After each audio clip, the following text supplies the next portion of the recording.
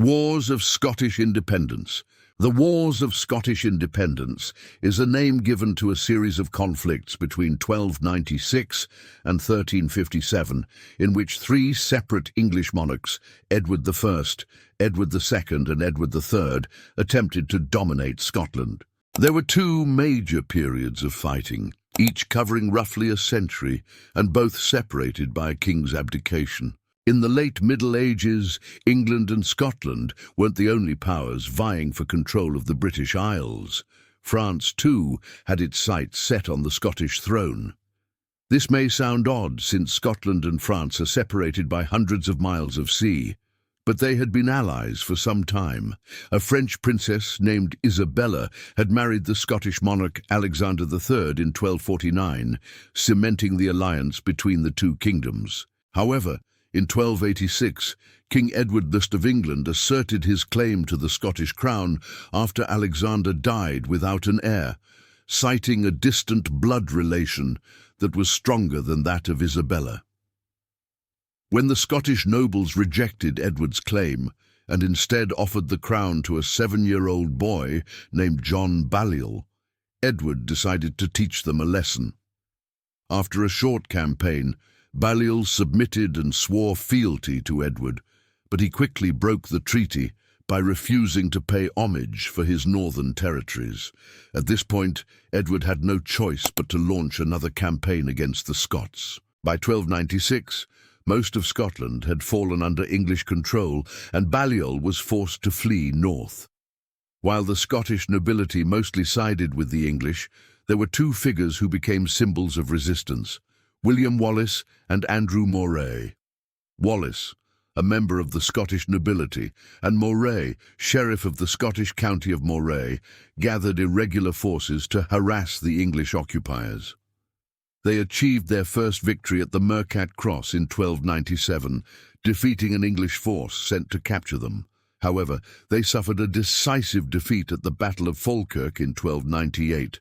Moray was killed, and Wallace was forced into hiding. In 1305, William Wallace was captured by the English and taken to London. He was charged with treason and other crimes and executed on August 23, 1305. His head was cut off and hung from the Tower of London Bridge as a warning to other would-be Scottish rebels. Despite his death, resistance continued. One notable figure was John Comyn, Earl of Buchan. Like Wallace, he used guerrilla tactics to harass the English, but he also sought to secure foreign aid against the English. In 1306, an opportunity arose when Edward I died and his son, Edward II, came to the throne. With the new king preoccupied with affairs in England and a civil war in Ireland, Scotland seemed ripe for the taking. On June 11, 1306, recognizing the chaos in southern Britain, Comyn and several others met at the Mercat Cross and proclaimed Robert the Bruce, 6th Lord of Annandale and great-grandson of the Scottish monarch King David, the royal Stuart, the true King of Scots. At this point, the Bruce family had little real power, but Robert was willing to do whatever it took to gain the throne. He secured alliances with the Irish and the French and launched a campaign to liberate Scotland. While he initially had some success, his forces suffered a major defeat at the Battle of Falkirk in 1318. Although he managed to escape, he was forced to live in hiding for years. Meanwhile, Edward II's rule in England had become increasingly unstable.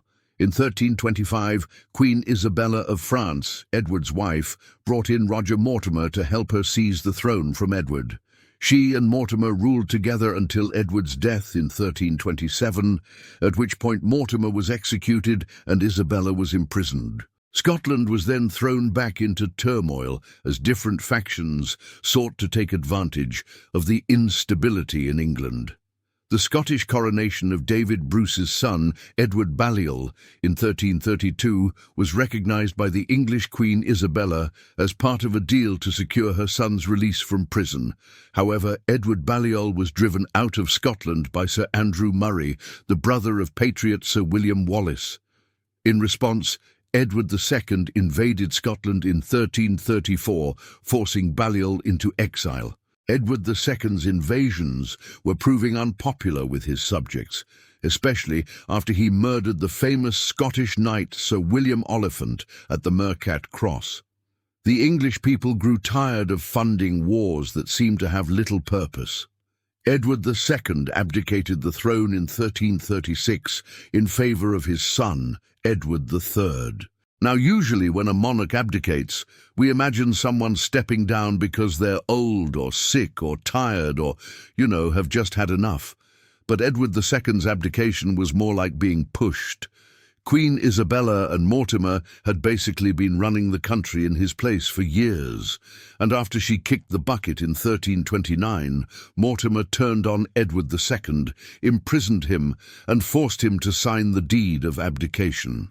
Edward III inherited a kingdom that was deeply in debt due to his father's wars, and was reluctant to continue the fighting in Scotland. For the next 5 years, he focused his efforts on acquiring the French crown. During this time, the Scottish nobles agreed to a truce with Edward in 1337, acknowledging him as overlord of Scotland. However, the Bruce family refused to bend the knee and continued to fight for Scottish independence. Robert the Bruce, now the Lord of Annandale, won several victories over the English and was finally recognized as king by Pope Benedict XII in 1338. This was despite the fact that the Pope had previously excommunicated Robert for killing a rival claimant to the Scottish throne. In 1346, Edward III invaded Scotland again. Despite winning some early victories, the campaign soon devolved into a series of skirmishes and raids. By 1348, the Black Death had reached England, decimating the population and destabilizing the country. Edward III was forced to return south to deal with the crisis, and the Scottish campaign was effectively abandoned. With the plague raging in England, Robert the Bruce felt confident enough to invade northern England. He won a victory at the Battle of Neville's Cross in 1346 and captured the English town of Carlisle. However, he was forced to retreat when news of Edward III's return reached him. After Edward III returned to England, both countries settled into a pattern of raids and border conflicts. Finally, in 1357, peace was declared. The Treaty of Berwick-upon-Tweed formally recognized Robert the Bruce and his successors as independent kings of Scots. So what was the significance of the Wars of Scottish Independence? The treaty that ended the wars established the modern borders between Scotland and England. It also helped pave the way for the emergence of a Scottish national identity distinct from that of the English. And perhaps, most importantly, it demonstrated that even a small nation can resist a seemingly invincible foe. The 100 Years' War was a long struggle between England and France over who had the right to the French throne. Now, this conflict started back in 1337 and lasted all the way until 1453, though it wasn't fought all at once. There were breaks in the fighting for various reasons, but we'll talk about that later. Back in the year 1066, William the Conqueror, a dude from Normandy, invaded England and took the throne. This guy also held a lot of land in northern France, which at the time was ruled by the Capetian dynasty. Fast forward a few hundred years, and here's what the situation looks like. The French king is King Philip VI, and he's got a brother named Edward, who also happens to be the King of England. But Edward's son, King Edward III of England, has his eyes set on all of France. See, Edward III thinks that because he's related to the Capetians through his mother, he should be the one sitting on the French throne. Philip VI disagrees, though, and he's not giving up his throne without a fight. So war breaks out in 1337, and it's going to last for the next 116 years. There were several famous battles during this war. The first is the Battle of Sluys in 1340. This battle was a major naval clash between the English and the French, and it's considered one of the most important naval battles in medieval history. The English fleet, under the command of Edward III, was outnumbered by the French, but they still managed to win a decisive victory. You see, the English ships were faster and more maneuverable than the French vessels, and they used this to their advantage, harassing the French and preventing them from forming any kind of effective battle formation. The result was a humiliating defeat for the French, who lost a bunch of ships and men. This victory gave the English control of the sea and allowed them to continue their campaign to conquer France. But don't worry, there are 2 more battles to go. The second battle I want to talk about is the Battle of Crecy in 1346. This was a major turning point in the war. See, before Crecy, the English had been having a pretty rough time. They had suffered some defeats at the hands of the French, and things were looking pretty bleak for the English cause.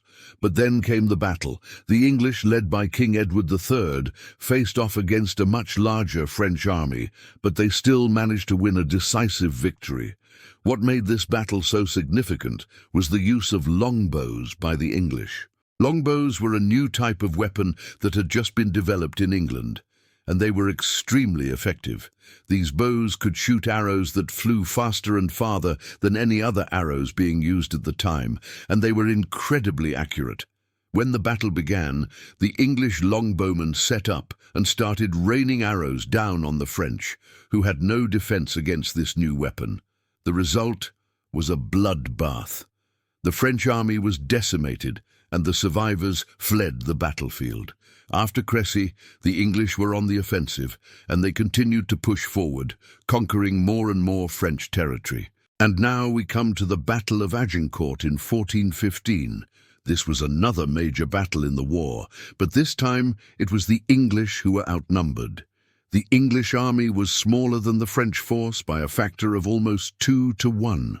But despite this, they won a decisive victory. How did they do it? Well, there's a couple of factors at play here. First, the English were led by the legendary Henry V, who was a brilliant military tactician.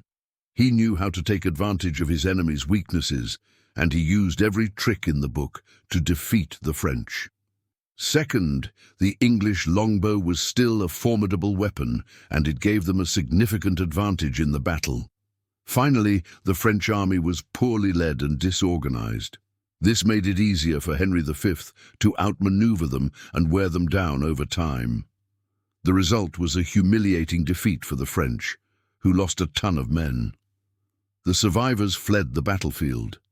After Agincourt, the English were on the offensive, and they continued to push forward, eventually conquering most of northern France. But the tide of the war would soon turn again.